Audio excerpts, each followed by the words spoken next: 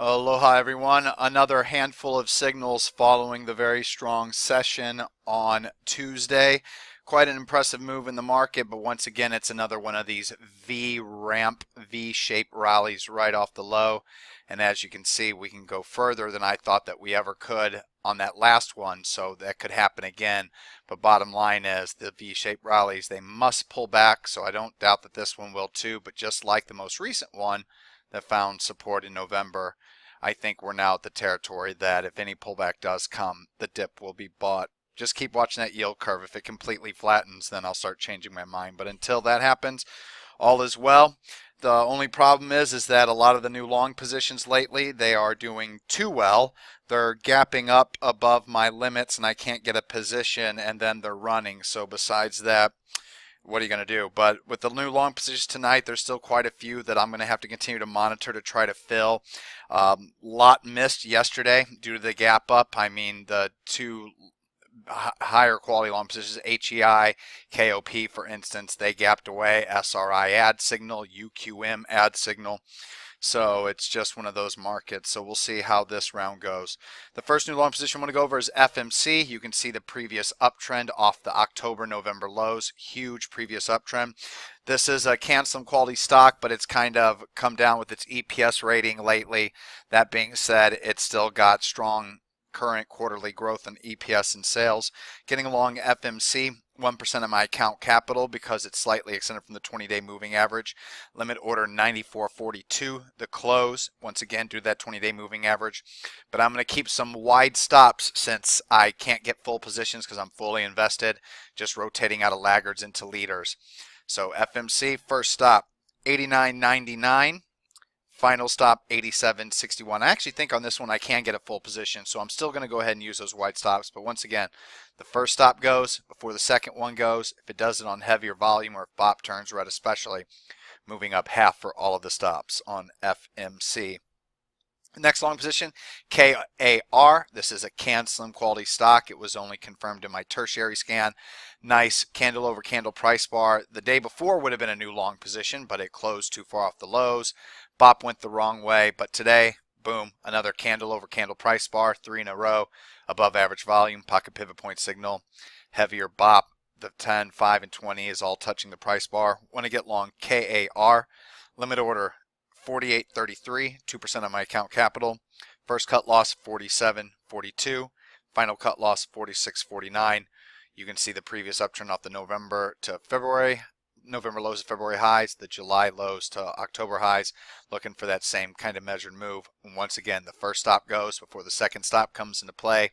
If it does it while losing green BOP or heavier volume, moving up half or all of the stops. And then FND, this is probably my quote favorite, whatever that means. Technical pattern, long signal for the evening. FND is a recent IPO, so it was in my IPO scan. It's also canceling quality. One thing I always look for the IPOs are IPOs that have this first day here where it opens, heads lower, and then closes near the high of the day on huge volume. That's immediately followed by an uptrend. At some point, I always like to see these things hopefully set up. A recent one that I can think of also, GDI. We took a long position in that. Had the same thing. That reversal closed near the highs, the uptrend. Eventually, hopefully, we get a long signal. We got one there. With FND, Floor and Decor Holdings, hopefully we have one here now. So bounce off the 50-day moving average. It's touching all of its short-term moving averages. FND, 3% of my account capital. Limit order, 39.60, the high of the day. First cut loss level, you can go right here, 38.37. Final cut loss level, 36.32. Since I can't get a full 100% position, I want to give F&D some room to work. So I personally will only be using that final stop at 36.24. And then the most speculative new long position, RIGL. This is a low price stock from the low price perfect speculator scan, which means it has a previous 100% move off its 52-week lows to its 52-week highs. And since it's not at 52-week highs, it's at least within 20% of those highs. That's how it makes that perfect speculator scan.